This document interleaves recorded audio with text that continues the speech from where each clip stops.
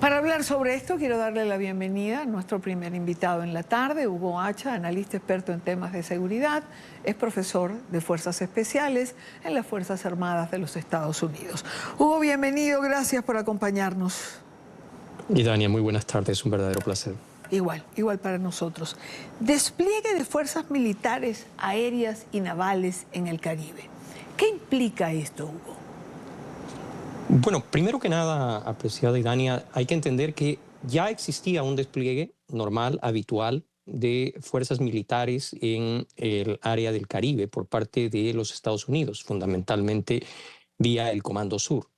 De lo que estamos hablando hoy, y lo habíamos discutido contigo en este tu espacio, es de la aplicación de la orden ejecutiva del 20 de enero del 2025.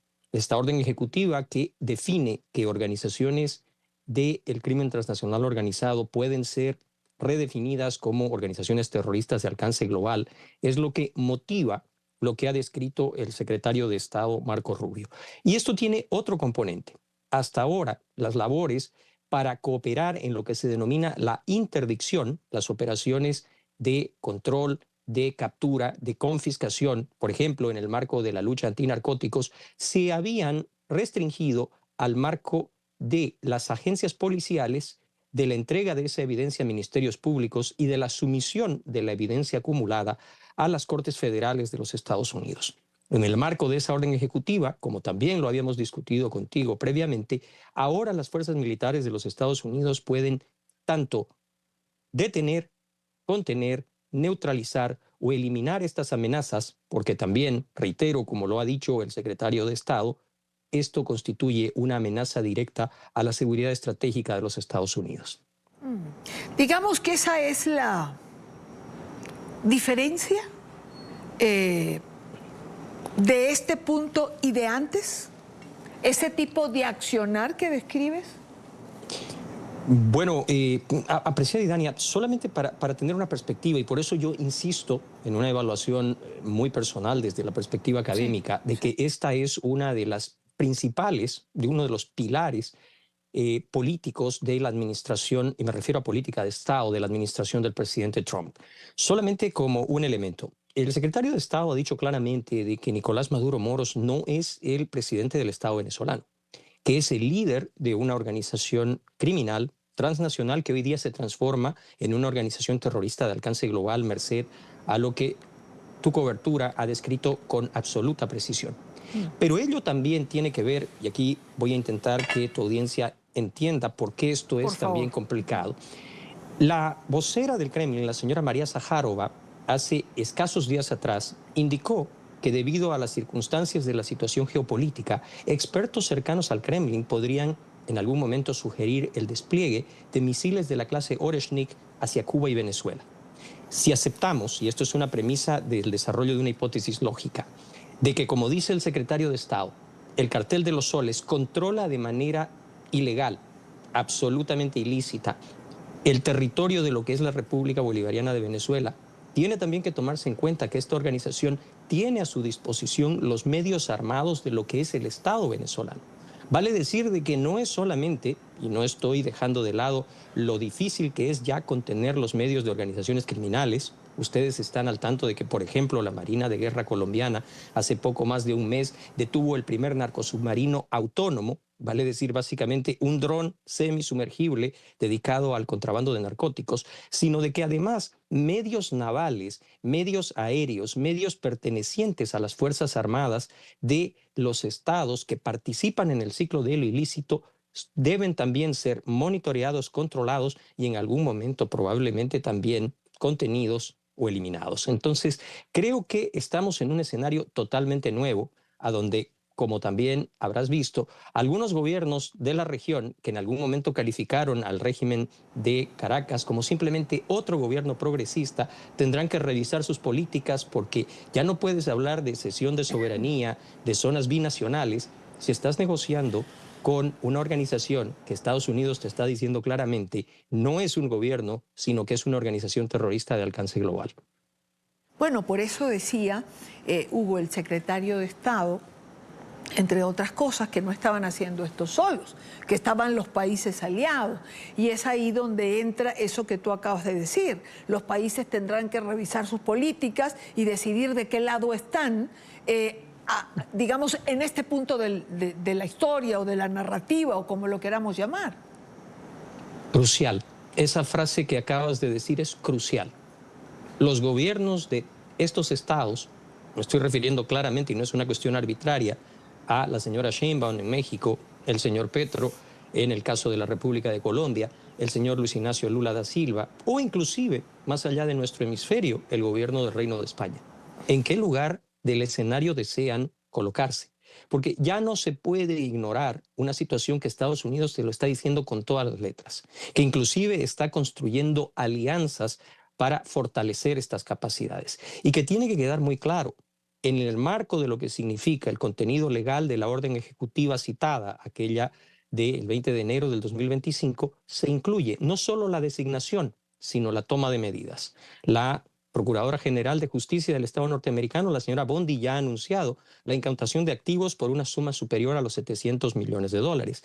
Habla de centenares de detenciones, las cuales yo estoy esperando ver Claro, para analizar claro. su contenido y alcance. Aunque en esto, Hugo, de las incautaciones, digamos, no es que se han hecho ahora, son las incautaciones que Estados Unidos ha hecho a lo largo de los años. Correcto, estamos hablando de del retiro patrimonial desde el punto de vista de una norma que también empieza a revestirse de otra agilidad, ¿no es cierto? Porque Claro. también, como lo habíamos conversado contigo, las cortes norteamericanas, porque el sistema es muy garantista, se habían convertido en un lugar que se abusaba a partir de las capacidades de las organizaciones criminales porque podían contratar el mejor nivel de asesoramiento legal Sí. y enrevesar los procedimientos y retardarlos.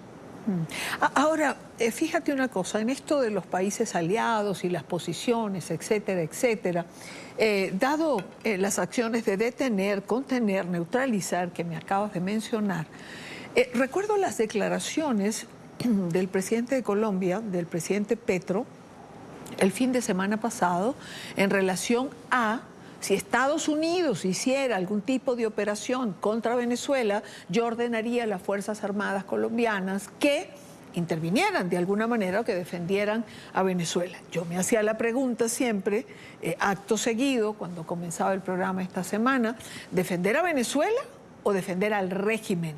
Lo cual sería de una gravedad extrema dentro de tu análisis.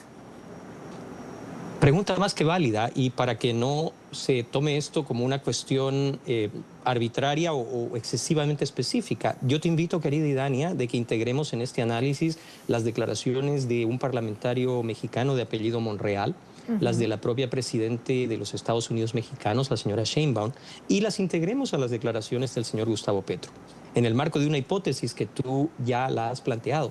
En el caso de que los Estados Unidos decidieran, como lo decidió en algún momento el Estado colombiano, el caso de Reyes me viene a la mente, la eliminación de un factor de alto riesgo que significa una amenaza a la seguridad estratégica de los Estados Unidos en el territorio de Venezuela, los Estados Unidos mexicanos, la República de Colombia, usarían sus fuerzas armadas para atacar activos militares de los Estados Unidos para defender a un cartel.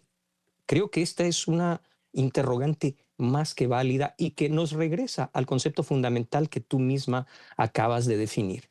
¿De qué estamos hablando y en qué lugar de la historia quieren estos gobiernos colocarse? Creo que eso es suficientemente claro. Habría que evaluarlo. Yo pienso en México, por ejemplo, y en la relación comercial que está siempre sobre la mesa, y creo que sería una pésima decisión para la presidenta Sheinbaum hacer algo de este estilo, porque al final las consecuencias las pagarían todos los mexicanos, no solamente el gobierno. A ello habría que añadirle una cuestión de pura lógica. Querida Idania, ¿cómo puedes tú, si se supone que eres un Estado democrático, respetuoso de tu marco legal, respetuoso de tu constitución, una palabra que a veces se cita para el abuso, y sobre todo del marco del derecho internacional público, estarías en contra de la eliminación de elementos no solo criminales, sino de naturaleza terrorista que asesinan, aniquilan, ciegan vidas, destruyen instituciones, corrompen a la estructura del Estado y que han ocasionado daños ingentes, sea a México, sea a Colombia, para defenderlos con los medios a disposición del Estado. Creo que en ese sentido la palabra soberanía se está violando, y no me refiero solamente al aspecto semántico, y en ese sentido también se está abusando de lo que significa ser gobierno, porque se está olvidando que lo primero que debe hacer un gobierno es servir al bienestar, la seguridad y a la preservación de la vida de los ciudadanos. Claro, Hugo, me queda una pregunta. Diosdado Cabello intervino hoy en algún acto y decía que la respuesta a este planteamiento es que ellos también estaban desplegados en el Caribe. No sé si esto sea cierto o no, Venezuela tiene fragatas, tiene patrullaje, pero me imagino que no es el mismo despliegue. Y también están las declaraciones de Maduro, altisonantes, vengan por mí, aquí estoy desde un balcón y todo bravucón, como él se pone. ¿Hay algún punto de comparación, digamos, en esto? Y Dania, para partir de tu última interrogante, y porque tú eres una periodista con una trayectoria impecable, tú debes recordar que esa frase de vengan a buscarnos también la dijeron ciertos militares argentinos durante la Guerra de las Malvinas. Y el resultado lo pagó con creces la República Argentina y su pueblo, ¿no es cierto? Entonces, y yo creo que desde ese punto de vista, más allá de la arrogancia del momento, hay que tener cuidado y tomar en serio lo que están diciendo los jerarcas de esta organización. Porque cuando están hablando del despliegue de medios, por todo lo que sabemos, no creo que se estén refiriendo a los medios formales, a los aviones de combate, a las fragatas, a los medios de las Fuerzas Armadas Bolivarianas o a sus capacidades. Creo que hay que regresar a los testimonios creíbles que están hoy día en manos del Congreso de los Estados Unidos, que tiene que ver con el hecho de que a través de sus brazos armados, estas organizaciones, incluyendo el Cartel de los Soles, están presentes en territorio norteamericano y, lo que es más importante, están asociados con servicios de inteligencia y organizaciones proxies de adversarios de Estados Unidos, como la Federación Rusa, la República Popular de China o la República Islámica de Irán. Y eso los hace peligrosos. Hugo, como siempre es un gusto y muy esclarecedor conversar contigo. Gracias por acompañarnos. Un placer, a sus órdenes. Buena tarde para ti. Hugo Hacha, analista experto en temas de seguridad. Esto de declaraciones cargadas de soberbia tiene un costo. Eso es lo que nos queda de esta conversación, entre otras cosas.